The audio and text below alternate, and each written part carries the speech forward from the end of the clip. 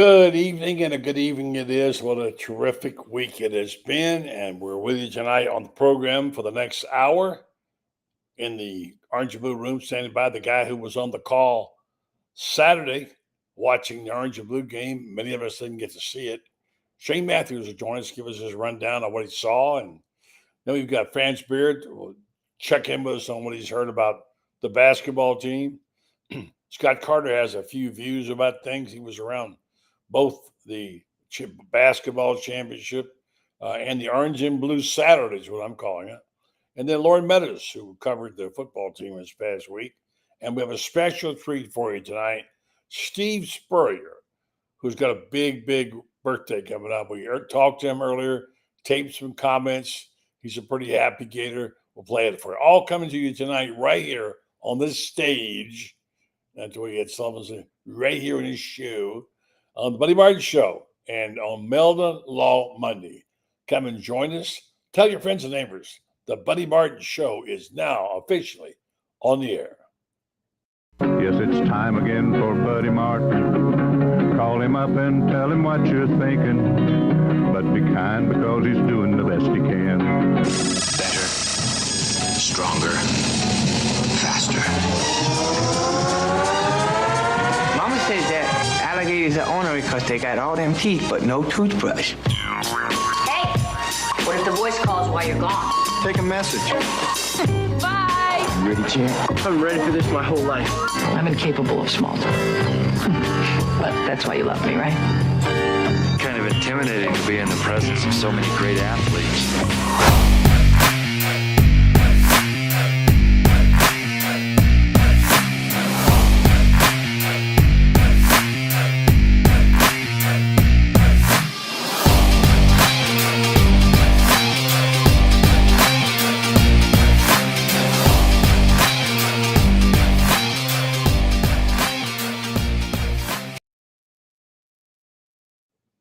It's been a long time since we had this kind of passion and excitement around here with all the things going on in the last 6 or 7 days.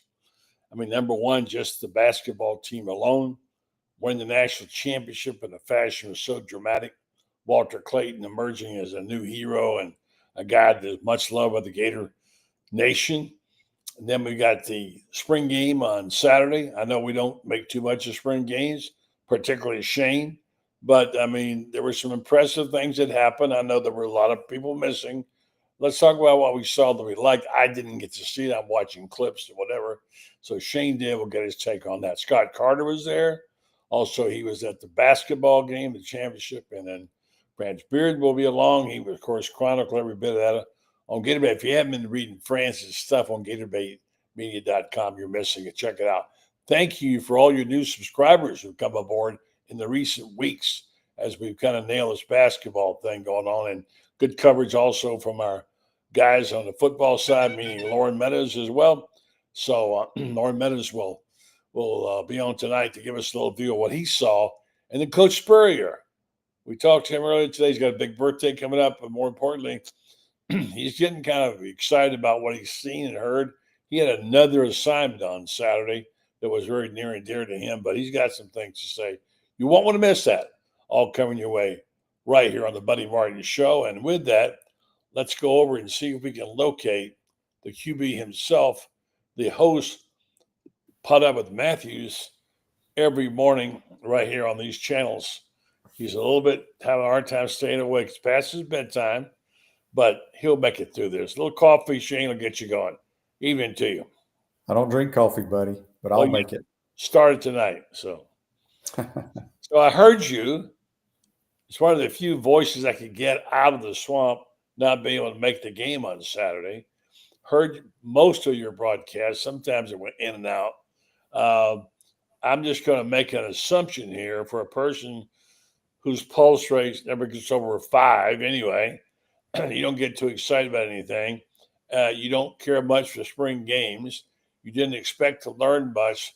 But it sounded and felt like, especially after the note you sent me regarding the talent, there was a little buzz there on Saturday. Yeah, it's I was very impressed with pretty much all the early enrollees. They're the ones that caught my eye. It was a good spring game for what spring games are worth. There was a great crowd. Obviously, most of them were there to celebrate with the basketball team, which I thought the halftime show was great. But yeah, those early enrollees, buddy, you got to tip your hat to Billy and his staff. They've brought in some good players. I mean, like guys that I haven't seen on campus like this in a long time. You made a statement, I heard your broadcast, that the way the front seven looks is better than they've looked in a long, long time. Well, I thought it's hard to tell from the front seven on defense. A lot of defensive guys were out. No. I think offensively, this team's going to be hard to stop. You got 4 starting offensive linemen back. You know, the blue team was like the starting offensive group. They started the game with Jacoby Jackson as your starting tailback. They started with Aiden Mizell at wide receiver, Vernell Brown III at wide receiver, and Sturdivant, J. Michael Sturdivant, the transfer from UCLA. That was your starting wide receiver. I think Hayden Hanson was the starting tight end. So that was 11 personnel. That was your starting unit. DJ came out there, handed the ball off, and then Aiden Warner played from there on the blue team. But the young kids, the early enrollees at the skill positions for the Orange team with Duke Clark, the true freshman running back. He's special, man. And then they had Nashawn Montgomery on that side, Dallas Wilson on that side. Those are the 2 kids right out of high school. I thought defensively, the one kid that stood out to me the most defensively, early enrollee, Drake Stubbs from Mandarin High School in Jacksonville, safety. Love the way he runs around and makes plays. So, I mean, I'm excited, buddy. I think if the front seven on defense is worth the darn, which I think they're going to be, and get people healthy, this team's going to score a lot of points. A lot. Talking to Coach Spurrier earlier, we'll play this later. He was pleased with all the points. What was it? 65, whatever it was, total points, 34, 32, whatever the next score was. But they put up a lot of points, which was good. And they didn't get to see DJ Lagway except the handing off. So they haven't seen their star quarterback yet. Andy Jean, by the way, has hit the portal. Did you hear about that? You mean he's in the portal again? He already transferred once. He said, I truly hate that I have to make this decision again, but I will be entering my name in the transfer portal with 3 years of eligibility left. I hate to read things into it. It sounds like there was no future here for him with all those wide receivers. They probably said, hey, not going to play much, pal. That's what it sounds like. Well, there's going to – I will not be shocked if we don't have some wide receivers on this roster that go in the portal. We have some guys that I think are good players that just ain't going to play. And he's one. Well, no. I'm talking about that played Saturday. Oh, Andy Jean's been gone. Well, Andy Jean was at Pittsburgh for spring. He came back and when he's leaving again. Say it one more time. Didn't he come back? And no, he never came back here. Andy Jean left at the end of this season. Oh, I thought he came back. He didn't come back. Okay. No, he went to the portal. He just completed spring football at Pittsburgh. I got you. So he's going to the portal. All right. Thanks for correcting me. I can't keep up. It's too much. Too much to keep up. But, yeah. So, anyway, when you see him on the hoof, it sounds like it looks a lot better. There seemed to be some enthusiasm. Now, the basketball thing came off okay. I mean, I didn't get to see it, but I did hear that some people thought, well, that's for the people who criticize them for not giving them more basketball. Think about it, people. Think about it. You can't put together anything that fast. This was a ready-made crowd. You get them out there now and give them their love. You know, don't wait 2-3 weeks, give them a parade. I thought they did a good job of getting them out there in front of the people. Well, the people that are complaining don't have a clue. Okay, because there were thousands of people at Flavette Field on Tuesday when the basketball team got back from San Antonio. Okay, the people that want them to have some event in the O'Connell Center, do people realize there's only 10,000 seats at most in the O'Connell Center? Yeah. There were 60-something thousand people in the swamp celebrating this guy's national championship. Mm-hmm. I thought it was well done. No other team here has had a parade, buddy. So they've had their celebration, and it will continue for many, many years. But that's the biggest basketball celebration we've ever had with that many people. Absolutely, Scott Strickland got that one right, in my opinion. Now, there's another matter that I wrote about, and I'm not happy that, and I know part of the reason is because of time, is I think not showing any of that on TV was a mistake. Well, that's not. I don't think that's up to them. I think it has something to do with the SEC network, and also to do with the ESPN. Who, by the way, can they stop trying to tell us whether we're a football and a basketball school? The guy who was on First Take last week that was subbing for Stephen A. Smith, did you see him go after Walter Clayton? No, buddy. I'm going to give you some advice here. You're way older than I am, but you watch those silly shows on ESPN that get you so riled up. You know why I watched it? You need to quit watching them. Because I didn't watch it. I watched the clip. It was Walter Clayton's on it. That's the only reason. And Stephen A. Smith hosts that show. He makes $100 million from ESPN. I wanted to see him kiss the ring because nobody at ESPN saw this coming. They completely missed it. I said in my column, they're worse than the people who play on the strategy of the Democratic Party. I got no sway on politics, who didn't know what was going on. And they missed it. They whiffed on the Gators. This ESPN whiffed on the Gators. And now they bring in some two-bit backup whose name I don't even know, on with Molly, what's her name, and they're letting Walter up there, they're grilling him. He handled it beautifully. And the guy said to him, so now, is Florida a basketball school or a football school? And Walter Clayton played it real cool. He says, it's an everything school. And the guy says, that's a cop-out. What a lousy way to talk to a kid, right? He said, no, it's an everything. He handled it beautifully.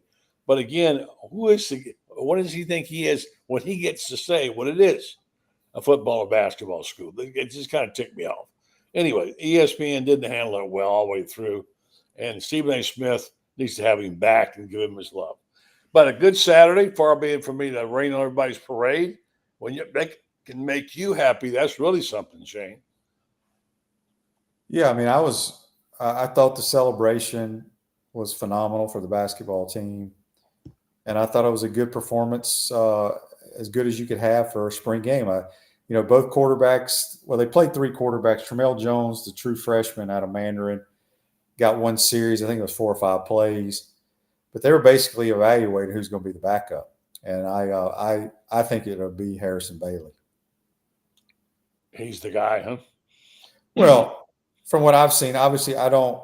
Well, you would know, Shane. You're the expert. Well, no. I like quarterbacks different than other coaches or people like quarterbacks, buddy. That's a fact.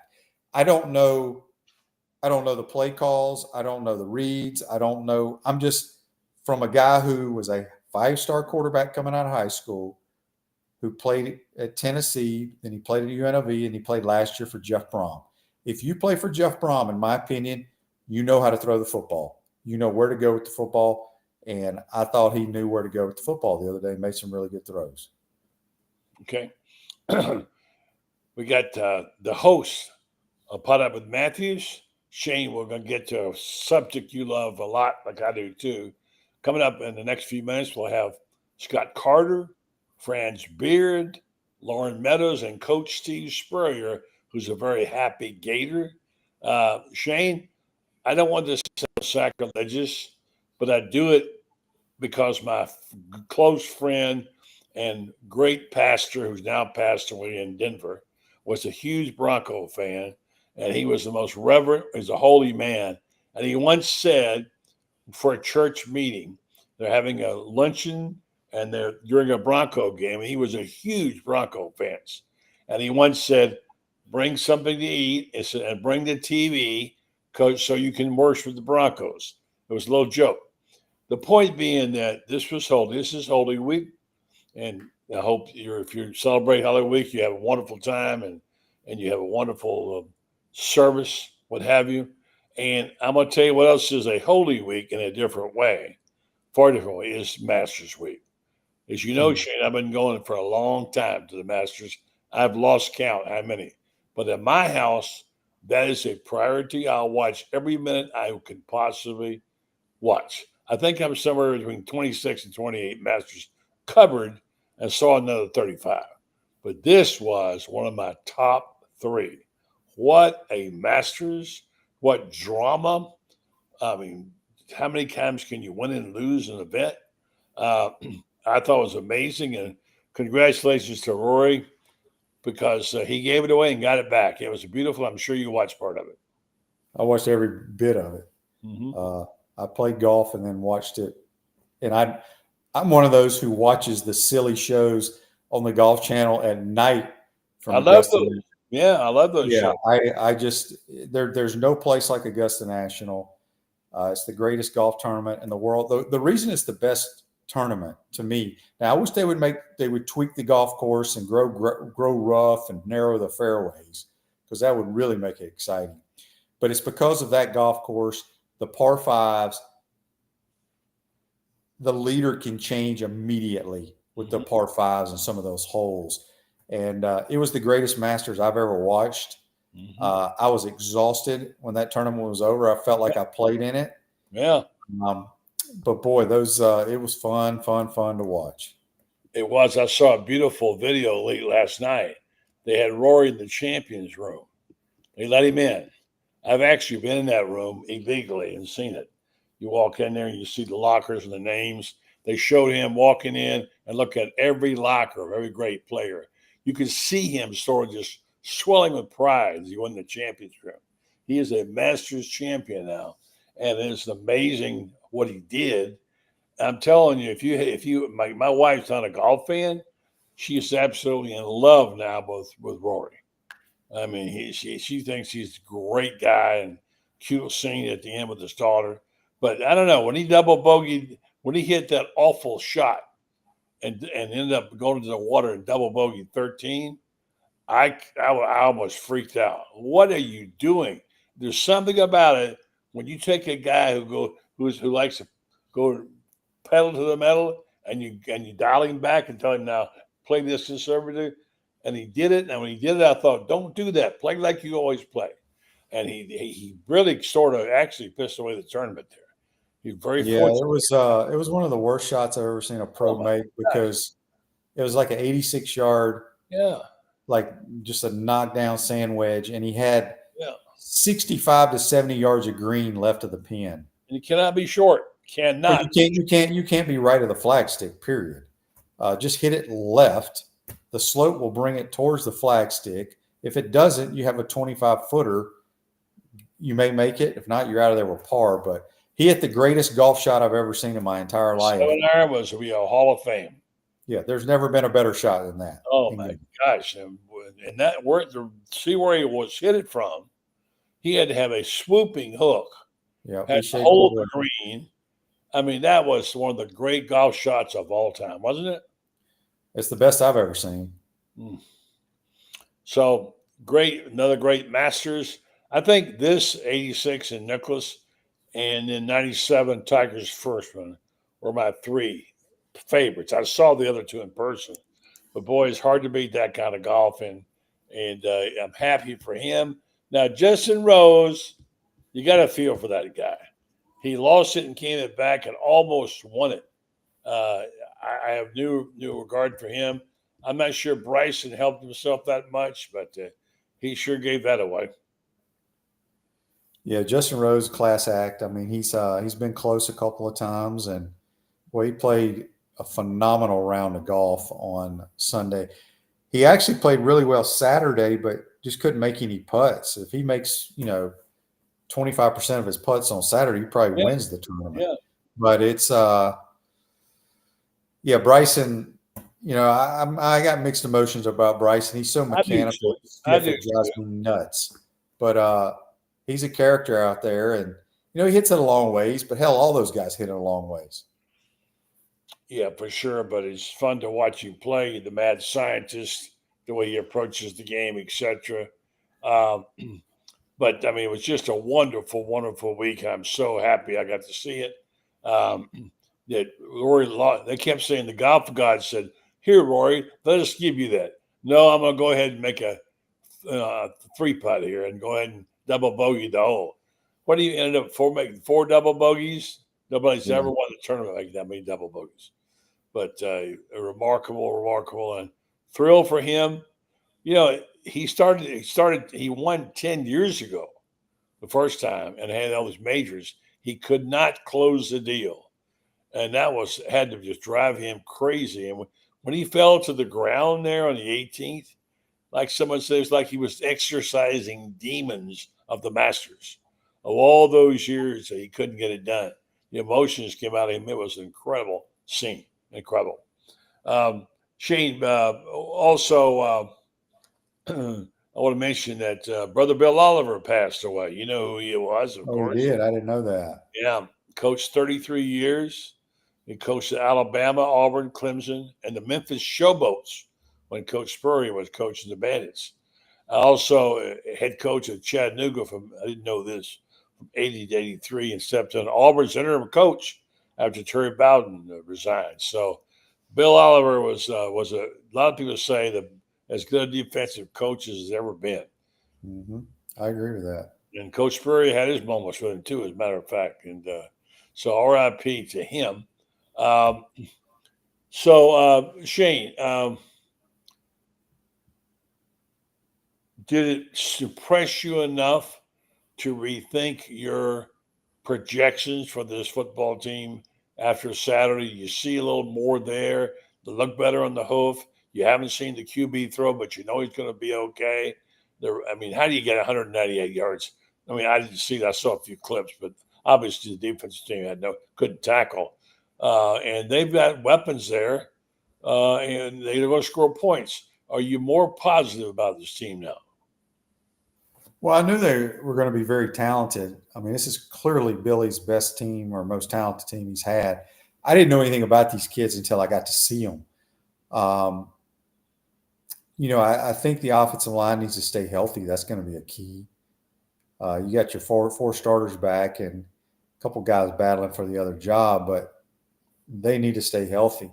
But from a skill standpoint on offense, it's as good as we've had in a long time. Yeah, for sure. I thought Walter Clayton Jr. certainly handled himself with class and dignity all the way through.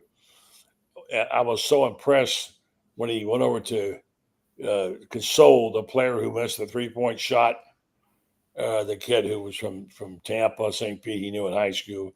He's on the floor, destroyed. And Clayton, at a time when he should have been celebrating, went over there to say, "I'm sorry, man.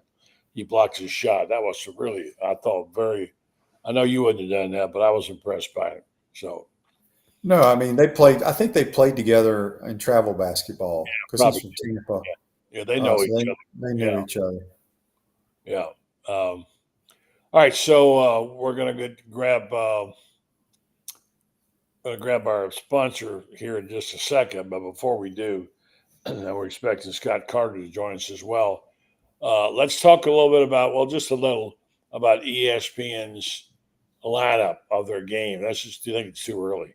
ESPN now, as Reese Davis had an offer, and they finally announced that he's good to go. They got it. They're worried about it, I guess. So they're still not confirmed, although someone said it. Someone said that that they may not have game day on campus. I just can't believe that. Can you? Well, I mean, times are changing. Like I said, but the only time I watch ESPN is when there's an actual football game or a basketball game on. I do not watch SportsCenter. I do not watch Game Day. I do not watch any of those shows. I just watch the live game. I just think they got way too much stuff going on there now that I have no interest in. This guy watches it too. He just got back from a road trip on a great Saturday as well. Scott Carter, good evening to you. Say hello to QB. I know you probably talked to him this morning on the show, more than likely. Yeah. We're going to get your quick assessment. We're going to take a quick break. All right, you saw it Saturday. You witnessed it the whole 9 yards, other than some mild criticism of the fact that they couldn't get the game on anywhere.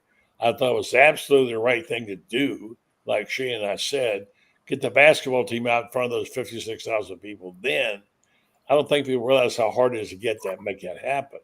Your thoughts about what you saw, your thoughts about the celebration, and the orange and blue game.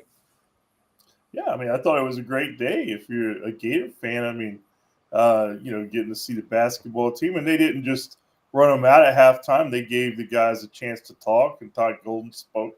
It was a good 30-minute ceremony, so I thought it was well done. And then from the football part, I'm like Shane said earlier, these games, you want to just see the new guys and the guys we haven't seen on Florida field before. And I think a lot of the newcomers are going to be players who I think we'll see this year one, Dallas Wilson and, Vernon Brown III and some of these young guys, Ben Hanks III. We're going to see those guys play during the regular season. So that gets me excited. And, I like when the spring game is more or less an offensive display. I don't show up there wanting to see a lot of tackling. I want to see some scores. So. Don't worry. Yeah, so I know people are like, well, what about the defense? Believe me, the coaches, they're not worried about what the defense was doing. They wanted to make sure they got those quarterbacks as many good reps as possible, especially in the passing game against that young secondary, because a lot of the older guys who are regulars back there were hurt. So yeah. I thought it worked out pretty well personally. Shane, what was the name of the guy that pressed you? The safety? You said the new kid. Drake Stubbs. Drake Stubbs. What do you know about him, Scott? He's one of their big time guys they brought in from Jacksonville. I mean, he's maybe not as well known as Ben Hanks or Vernell Brown III because of the Gator legacy factor, but Drake Stubbs is every bit the potential prospect that those guys are in the defensive secondary. So that was a big get for them. And he had that interception early off that pass that really should have been caught by TJ Abrams, but he made the play. And I know they're really high on him. He's another guy I should have mentioned earlier that I think we'll see in year one have a chance to make an impact. Aiden Warner, Shane, is he going to make the roster? Well, they're all going to make the roster. That's one thing is we don't cut in college football so far. I think Harrison Bailey will be the backup. Again, I don't have no inside information. I know they like Aiden Warner because he knows the system. Obviously, he was the backup last year. But I like the presence, the instincts that Harrison Bailey has, and I thought he made some really good throws. Scott, you agree? Yeah, I do. I mean, they brought him in, because he's a veteran. He's been around. Obviously, Warner was thrown in a tough situation against Georgia and Texas last year, and he looked like, he was a little bit lost. Bailey, I think, would handle something like that much better. And you could just tell watching the game the other day that he understands what he's seeing on the field. I mean, this is his 6th year in college football. So, again, nothing's going to surprise him. I think he's a pretty good insurance policy to have if something should go wrong with DJ, in the regular season. But, of course, the plan is to hopefully not see Harrison Bailey or Aiden Warner except in some blowout or something. But if you have to go to them, I think they feel a lot better about that tonight than they did, 3 days ago. Who stood out to you, Scott? I mean, I'm going with the obvious. I mean, he stood out since he got here. Dallas Wilson, I remember the first time I saw him at spring, I was like talking to one of the equipment guys who've been around a long time. I said, dude, this guy looks like the Gators of old. He says, yeah, man, we haven't had a lot of those looking like that lately. He just looks like the old cliche of man among boys. I mean, and he proved it. He went out there, and you don't have to be a scout or anything, Buddy and Shane, to see that he has a little something different to him. I like that. Coaches love to call it the it factor, right? But he 6'3", 209 pounds, can catch the ball, can go deep, tough. I think he's going to be an excellent receiver for Florida. Here's what I like to tell, because I had people ask me about this at the golf course the other day. I said, he looks like a guy who would be wearing an Ohio State uniform at wide receiver. Yeah. Yeah. That's what he looks like. Their receivers they've had year in and year out go to the National Football League. Yeah, kind of looks to me, a little different body type. But I remember when Kyle Pitts showed up, I'm thinking, oh, this guy's a player. That's how I felt a bit about Dallas Wilson. Our buddy David Arnoff over here west of us wants you to comment. He said he missed the game. He said he heard the defense was slow. Comment, Shane? I don't know if they were slow. Look, spring games. Just a bunch of guys, first of all. Spring games, you want to see points. Somebody talked about Billy's first year. I think it was 7-3. It was just miserable, right? A lot of the defensive starters, and Scott would know this better than I do, but a lot of the veteran defensive guys didn't even play because I think they were in black jerseys. They're coming off some injuries. But look, I think Florida has a chance to win a lot of games this year. However, I do think the offensive line needs to stay somewhat healthy, and the front seven of the defense, which I say year in and year out because in the SEC, you better be nasty on defense up front. If they are, this team can be that surprise team, and we can be talking in early November, they could have a potential chance of making the playoffs. I know the giant bear in the room is what happened in Tennessee, and I can pronounce how you pronounce Iam Lavaleo or whatever his name is, holding out and then not showing up, and Tennessee saying no thanks. There's two sides to that story. I'm told that he was promised a new deal, he didn't get it. He got some bad advice from an agent. When you start holding out like that, it's bad, and it looked bad. He got lambasted. I want to know your opinion, Shane, and then yours, Scott. I said this when it came out. I guess it was Saturday. I was singing along to Rocky Top. I thought they made the right move. God, kudos to Josh Heupel and their program. Look, first of all, the amount of money they offered him out of high school is ridiculous.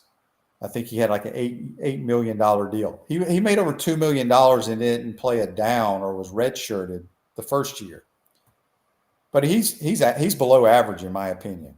He's another one of these guys that has the size, has a great arm, can throw it 100 yards, throw it through a wall. But we saw him live last year. This guy's wide ass open against us. He's a low percentage guy.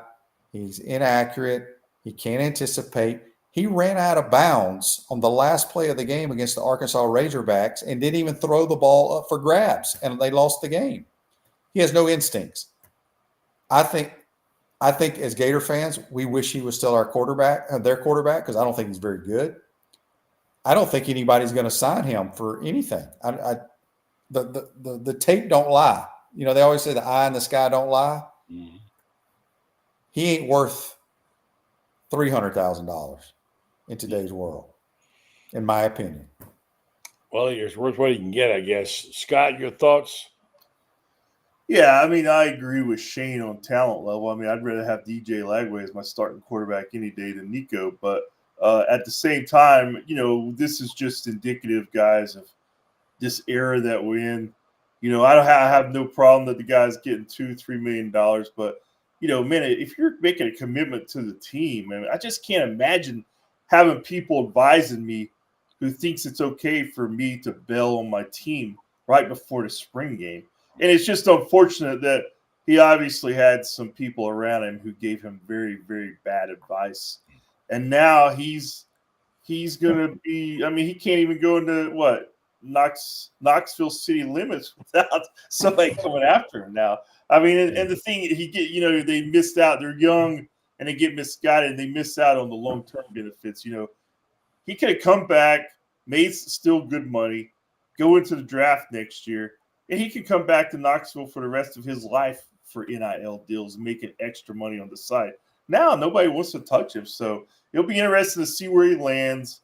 But again, I think it's just a sign of the times, man. He's not the first, he won't be the last that we see go down that road with people around him who don't have his best interest. I'll be surprised if any Power 4 school signs him. Yeah, it's going to be interesting to see where he lands. I mean, he may be a guy like, I mean, you look at that class that he saw. I think I read there were 7 5-star quarterbacks in his class. Arch Manning's the only one still at Texas. He's doing fine. And all these other guys are scrambling just to find another place. Man, yeah. I don't think wherever he goes, he's probably going to make $2.5 million and be in the college football playoff next year. We're going to get Franz Beard's thought on this, and we're going to let, after the break, let Shane go to this milk and cookies. But I want you to hear Steve Spurrier's opening comments here, guys. Good evening, Franz. Stand by while I tell them about Meldon Law. We know all about Meldon Law. I know Jeffrey had a fabulous time on his trip. Followed the Gators all the way. Bought himself a bunch of gear. He's home. He's happy. Had a nice talk with him. Of course, they do practice law every now and then. They just have so much fun, you forget about it. But if you want to get serious, which I did, call them up. They have several locations to serve you. They'll get somebody over to talk to you about your situation. Maybe you want to review a case that you got to look at and see if you want a second opinion or if you have some litigation. They, of course, are there for that and for you, and they're also there for the Gators. They're big supporters of the Gators, the only official injury law firm of the Gators. They also have a fantastic Facebook page where they give away all kinds of swag. So I suggest you go to Meldon Law Facebook page and see what you got there in the way of tickets. Meldon Law, they won't back down. Guys, I talked to Coach Spurrier today, and if I can get this called up here, I'm going to see if I can let you hear some of what he talked about. Coach Steve Spurrier, happy bunch of Gators on Saturday, celebrating the national championship basketball, and of course, getting a good start on the spring game and nice sized crowd. Steve, I know you were involved in it. What was that like? Well, I wasn't much involved in the football stadium with the basketball program. I was involved with the baseball team, and they honored Alan Trammell, former really close friend of mine. He played football and baseball here. He passed away from Parkinson's disease this past year, but he had the NCAA record for runs batted in 1 inning. In fact, I doubt if it'll ever be broken. He drove in 8 runs in 1 inning. He came to bat 3 times with the bases loaded, I think, 2 out of 3 times. But that's an NCAA record. And at the baseball game, they allowed me to say a few words and honor him, his wife and children and grandchildren. They were all there. So that was a nice affair there. But the spring game, yeah, it had the basketball team there. It was really nice. We were, I guess, 1 week away from winning, or 5 or 6 days away from winning all of it. But yeah, winning those national championships, they don't come around every day. So you got to really be thankful and celebrate them when you get that opportunity. First, a comment about Alan, who was also a friend of mine that remembered well. I think it was from Eufaula, wasn't he, Alabama? Yeah, Eufaula, Alabama. And his family were all Auburn people, but for some reason Auburn didn't offer him a scholarship. And Coach Graves did, so he became a Gator. And he always loved beating Auburn, of course. Yeah, for sure. Well, on the game, it's on the day itself, there appears to be I don't know if you call it a groundswell, but something going on with Gators right now. It looks like something's happening. And the big question is, I'll ask you this, can you pick up, is it true the rising tide raises all ships? And can you pick up that buzz from basketball and maybe translate it to football? Would that be a helpful thing? Kimberly Napier? No, I don't know all that. I think every sport pretty much stands on their own as you go. And I mean, you can't worry about the other sports on campus.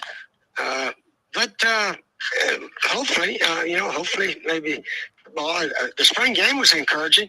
Gosh, we were scoring a bunch of points out there. And that's last year's spring game, I think, was 10-7. And this one is, 38-32, something like that. So, yeah, there's some optimism, and should be. Of course, Lagway hadn't thrown a pass in 2 or 3 months. So hopefully that's just Not as serious. They say it's not very serious, so hopefully they're correct on that. All right, Coach Spurrier is. By the way, Coach Spurrier is celebrating a big birthday this week, as you probably know. He'll be 80 on Sunday, and I'll talk about that later on with him. But I asked him about the age.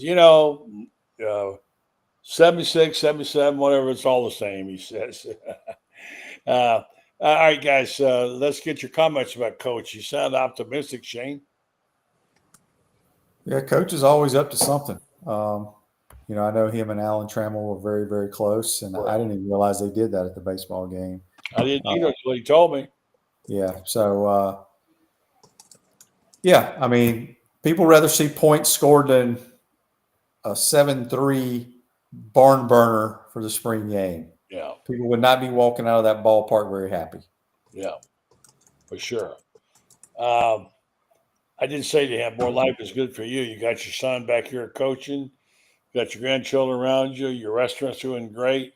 Your football team's getting better. Your basketball team. And I said, your life's pretty good. He says, buddy, my life's always been pretty good. So he's right about that. Your thoughts, Shane, I'll let you go. I know you got to get up tomorrow and do a show with some jerk sports writers. So I'll see you in the morning. Shane, thank you so much. Great job. All right. All right, fellas. Y'all have a good night. All right. See you, buddy. See you. No, not you, Scott. You said Shane. Okay. Shane, give me your thoughts about Coach, and I'll get around to Franz. You have lots to say here. Well, I hope I make it to 80, buddy. And if I do, I'm hoping that I have as much good things going on as Coach Spurrier, because I tell you, man, he's still sharp as a tack. And, every time I see him, man, it's just like one of my favorite parts of the day, because he's always got a story that some of them I've heard, some of them I've never heard. And he's always got something to say about the Gators, man. So I always learn something when I talk to him. He does, and he was also with Allen. He used to tell the story about the game where Florida State beat Gators the first time when he was a sophomore, and he Tinsley threw the touchdown pass to Biletnikoff and threw it over Trammell's head. And Trammell said to him, I didn't think he could throw it that far. He said, I mean, from what I understand, he's got a lot of close friends, obviously, but Trammell was like one of his real close friends. Well, they were very tight, even to the point where his friends where at the regular season, as I get ready to go play in the Sugar Bowl, he took Steve home to Eufaula and stayed there with the family for a week. And what he said was like having help everywhere. And he had some quite good stories to talk about that. All right, Scott, thank you so much, buddy. Appreciate it. And let you get out of here and get back to the business of FloridaGators.com. All right, guys, y'all have a good night, and we'll talk soon. Take care, Scott. All right, thanks, Scott. Appreciate it. Francis. Well, here we are, buddy. How you feel? First of all, let me just say, Franz gets the Dan Jenkins Award for playing hurt. He's been really, really under a lot of pain.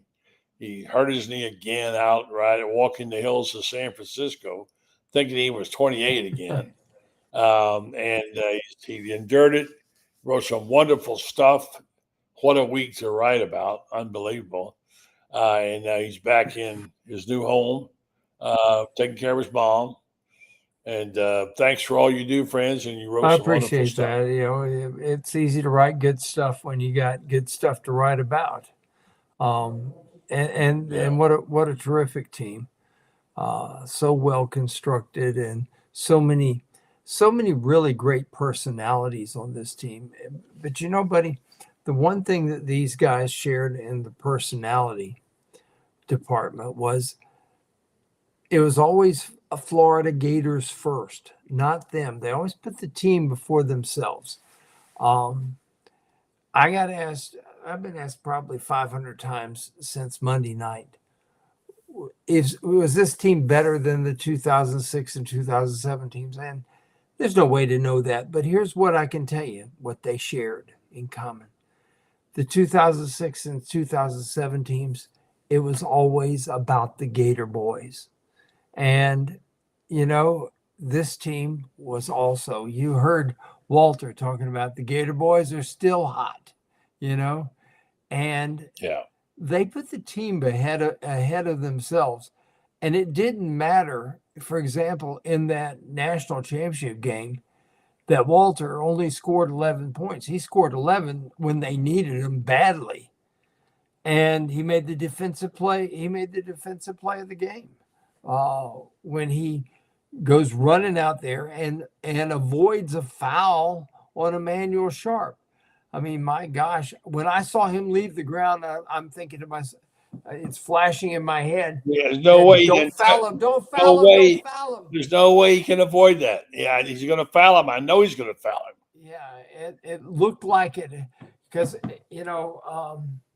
it's down at the other end of the court. They had most of the press in the end zone.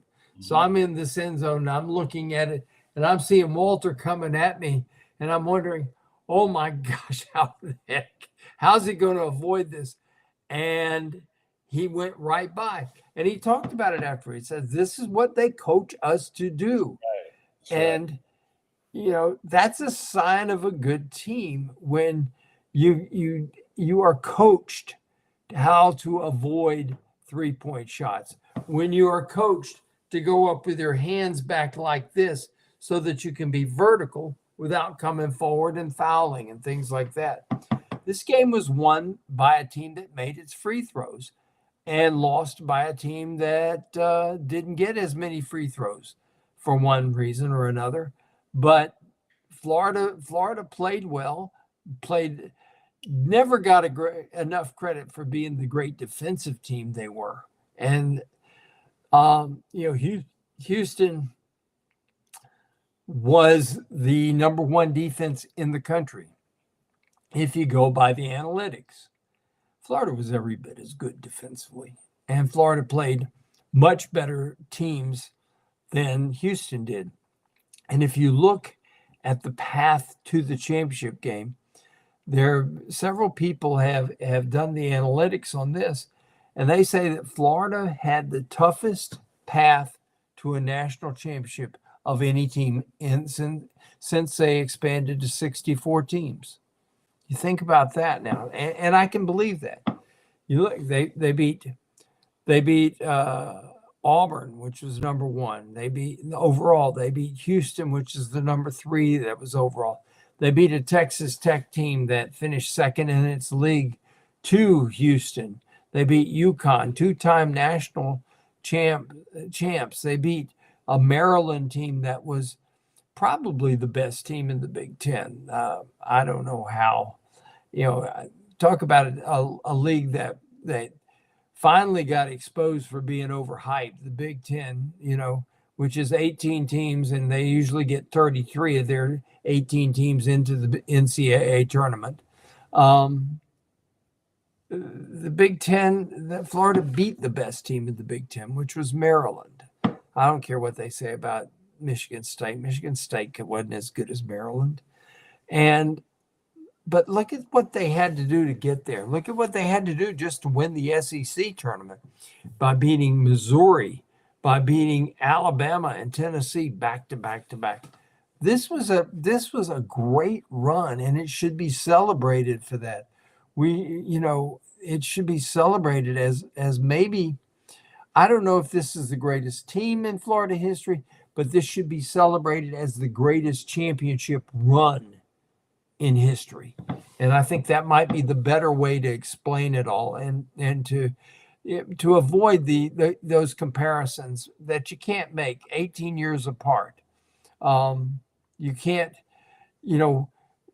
Joakim Noah and Al Horford can't be guarded by Chinyelu and Alex Condon, et cetera, like that. They can't. So the best way to describe it is that Florida went through a tougher path than any Florida team or any team in college basketball history to win a national championship. And for sure, it was a golden moment. And I want to talk just for a second about football, Franz. We didn't get to be there. We play that at this school, don't we? Yeah, it's not a football school anymore, apparently. Let's take it evening to Loren, who did some good work on Saturday at the game. And what did you see, big guy? Excuse me. Sorry about that. What did you see?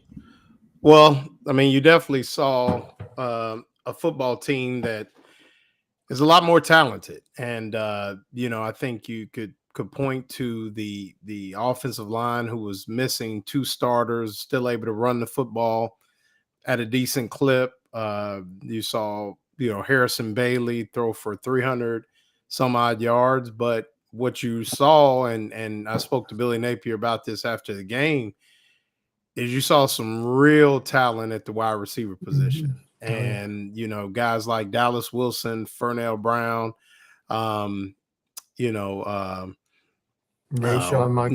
Montgomery, but also J. Michael Sturdivant, who had a lot of targets, but I mean, they did a nice job on him. But you saw what a healthy Devin Moore could look like, Lonza Hayward at safety, Stubbs at safety, some young guys who were filling in for some banged up guys. Miles Graham was all over the field, kind of making plays. Aaron Childs had some plays. You still saw that D line with Sapp and LJ McCray. It's a more talented roster, and Aiden Warner looks improved. If heaven forbid someone would have to go in for Lagway, it almost seems like it's going to be a week-to-week competition between Harrison Bailey and Aiden Warner. Warner didn't throw for as many yards, but he kind of handled the first team. So he had Jaden Baugh and Jacoby Jackson there with him, and they look better, sharper. Jacoby Jackson, I think, is one of the most improved players on the roster. Jaden Baugh got a little wake-up call there, I think. Yeah, well, and I think, and I don't want to get into too many things, but Luke, you want to send him a message, I'm sure. Well, and I think that's where, there's some things I think that Jaden Baugh maybe, just from what I gather, may need to do off the field to kind of, continue to improve. And that happens, with young guys. But Jacoby Jackson obviously being a little bit more mature. And when he comes back, I was told, particularly from Jabbar Jalouk, don't forget about Trayon Webb. So I think when Webb is fully healthy, you'll have another talented 3-headed monster. You got 5 guys. Yeah.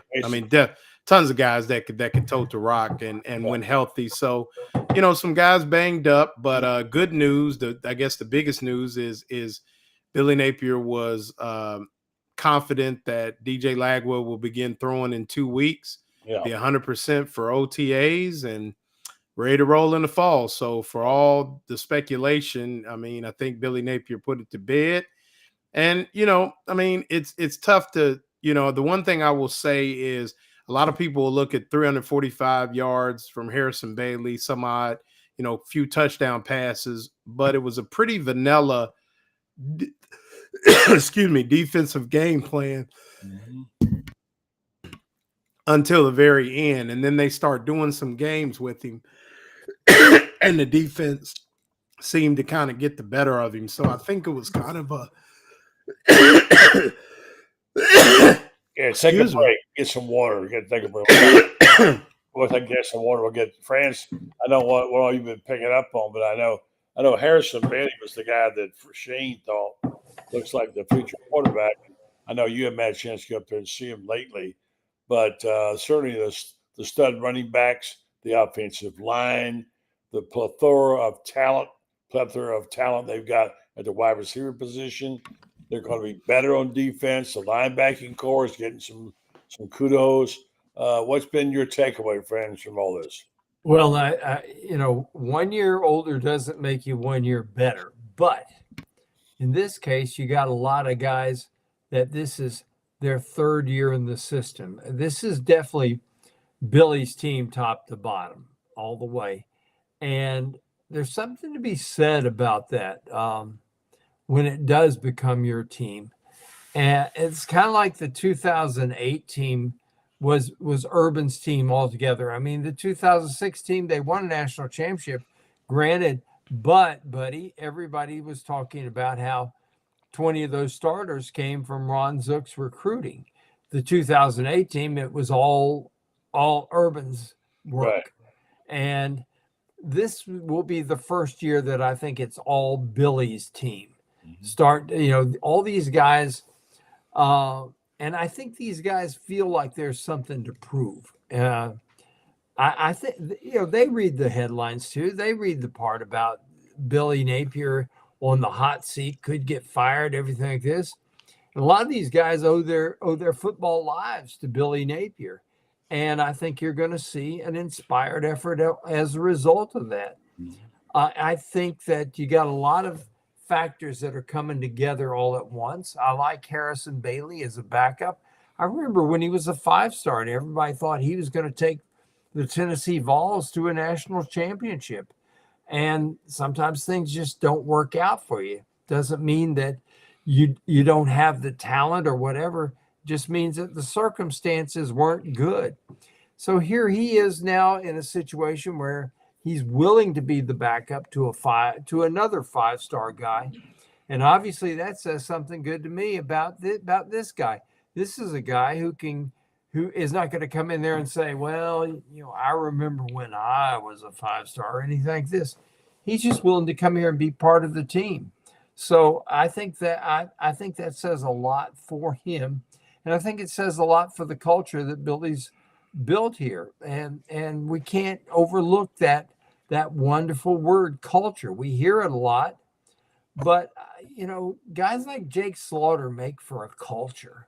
Guys like Austin Barber make for a culture. DJ Lagway, they make for a culture because they all believe in something and they're all willing to do whatever it takes to make that something happen.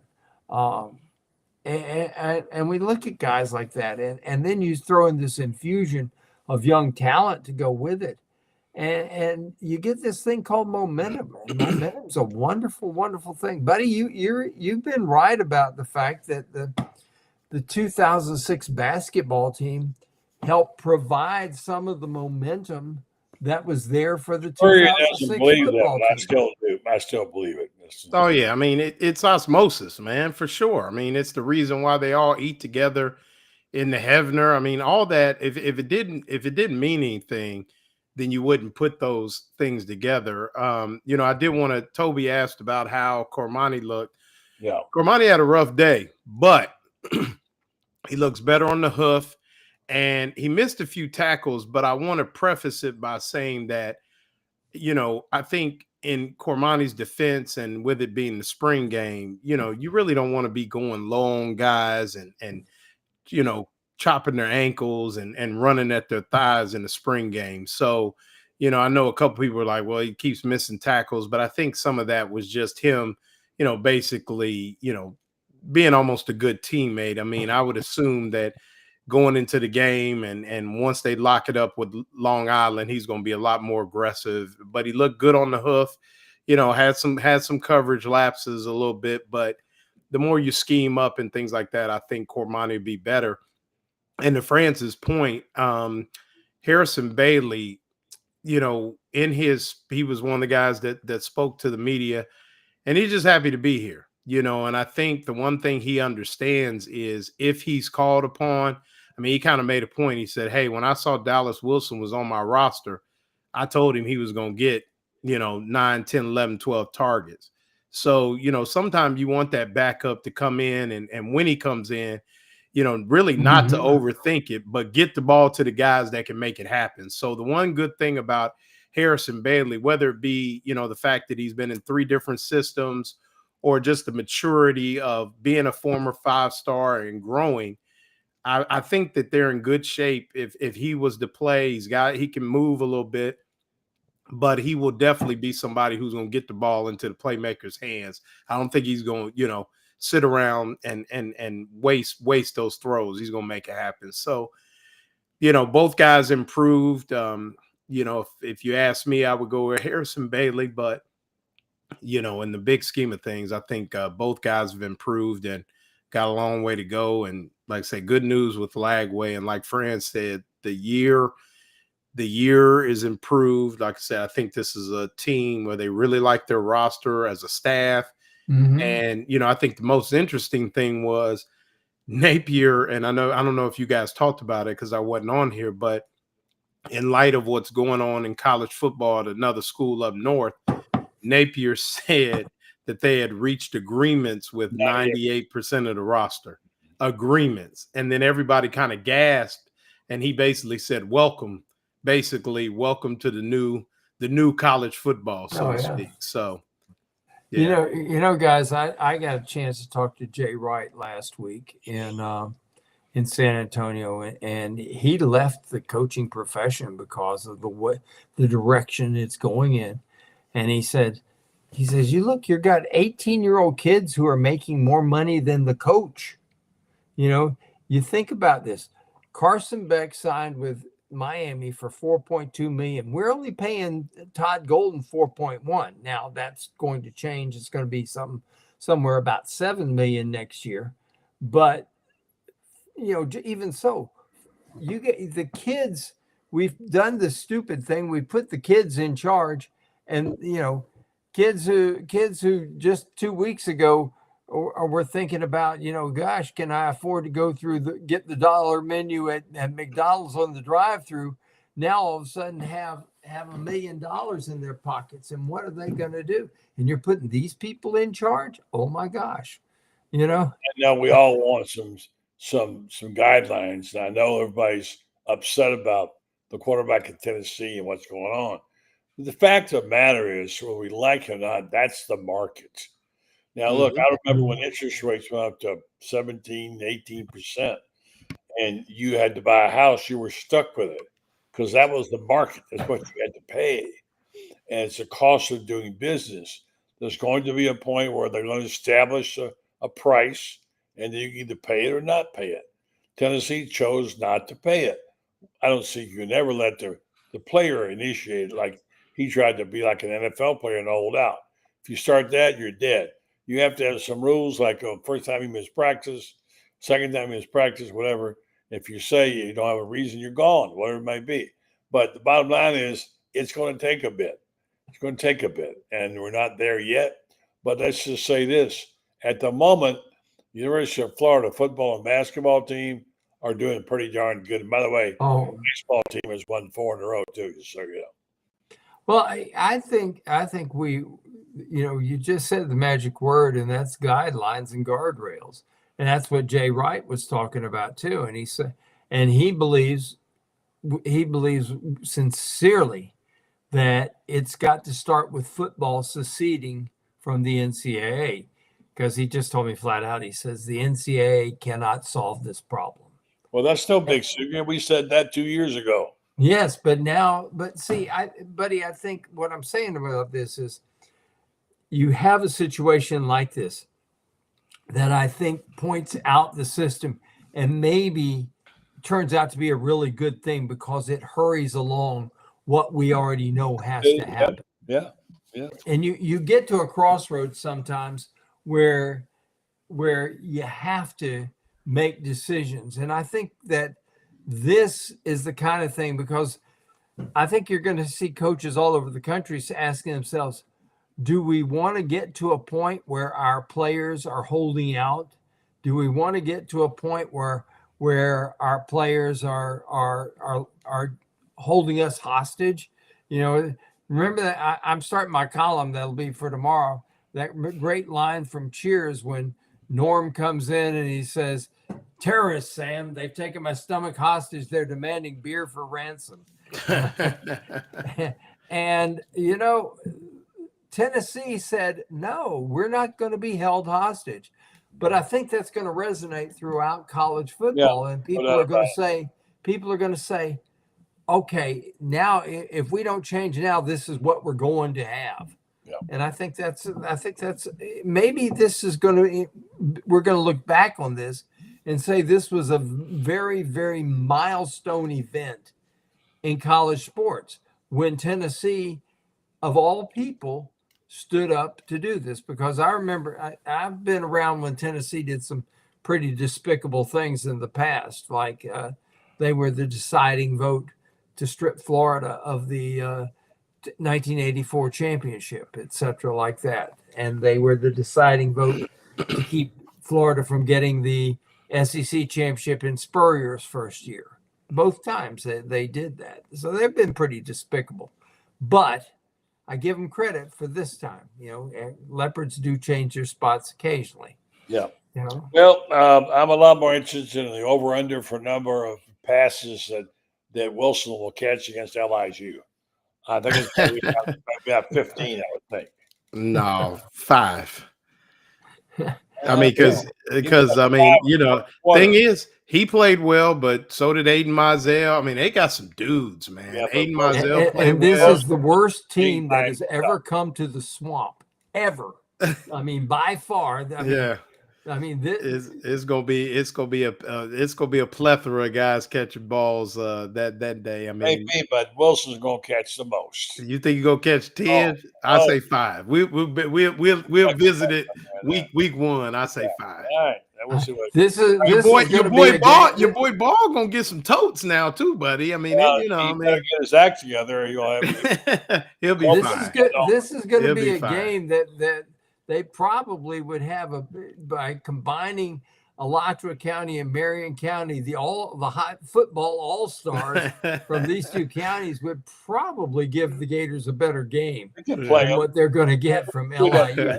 But week number 2, they get South Florida. That's going to be a better ball game. And then week number 3, it's time to buckle it up. Yeah. Time to strap on your jock. Bring it on, man. It's been a good couple of weeks so far, and I'm going to say goodnight to you guys and go tell people about Titan MRI and Imaging and say life is good for the Florida Gators right now. And I know you all are enjoying it. I certainly am. So great job. You see my chair, buddy? I had to bring a chair back with me from More loot. All right. Yeah. Good. All right, man. That's great. There's going to be people out looking for you for that one. Yeah, right. I don't know the man. Never seen him in my life. I mean, it was on my front door. What was I supposed to do? Not mine. I couldn't get out there and get rained on, could I? Right. No doubt. All right, Loren. Thank you. Franz, thank you. You have a good night. All right, guys. We'll be reading your column tomorrow. Who you got on tomorrow night, Loren? Tomorrow night, we will have Zach Goodall of 247 Sports. Be joined by Rob Brown of SEC Sidelines, talking about a number of things. Obviously, get Zach's thoughts on the game and where the Gators are going forward. And Zach's a realist, so he kind of tells it like it is. So maybe even get an early prediction on where you think the Gators may go. And you and I'll be together tomorrow morning, actually. Oh, okay. You're not doing Shane. Shane's not doing this show. You didn't tell me that earlier. Oh, okay. Sounds good to me. Though. Always good. So bring your ammunition. We always want to hear from the man. He's everywhere. All right, man. Looking forward to it. All righty, buddy. All right, thank you, Loren Meadows. He'll be host tomorrow morning. Shane Matthews, get up with Matthews. All right, so folks, let me just tell you about our people, our friends at Titan MRI and Imaging. They're very special to us. They're a special sponsor. They're doing great stuff in the community. Now called Titan MRI and Imaging. Titan MRI Imaging acquired Highfield MRI. Joe Colorio started Highfield in 1997. Now he's back. Titan MRI and Imaging now has 3 locations, 2 in Gainesville with his Park Avenue location now in Millennium, and 1 in Lake City serving all of Columbia County. Titan MRI Imaging offers the same great customer service. You can get those extra big cages for yourself, or you can schedule a night event if you need to. You can't get there; they'll make it work for you. They now accept insurance, or you can go through their convenient self-pay options. Offer MRIs, CAT scans, X-rays, and ultrasounds. Check them out. They're now with 3 locations and soon to be 4. Titan MRI and Imaging. Have a great night. Thanks to our guest. Good show tonight. Thanks to Coach Spurrier. We'll have him on a little bit later in the week, talking about his birthday, his 80th. And it's been a great week. I hope you've enjoyed it as much as I am. We will be coming back to with Loren and tomorrow morning on the Shane Matthews Pot Up with Matthews show. Looking forward to that always. So looks like the same guys are kind of showing up everywhere, right? Meanwhile, it's been fun, and have a great night.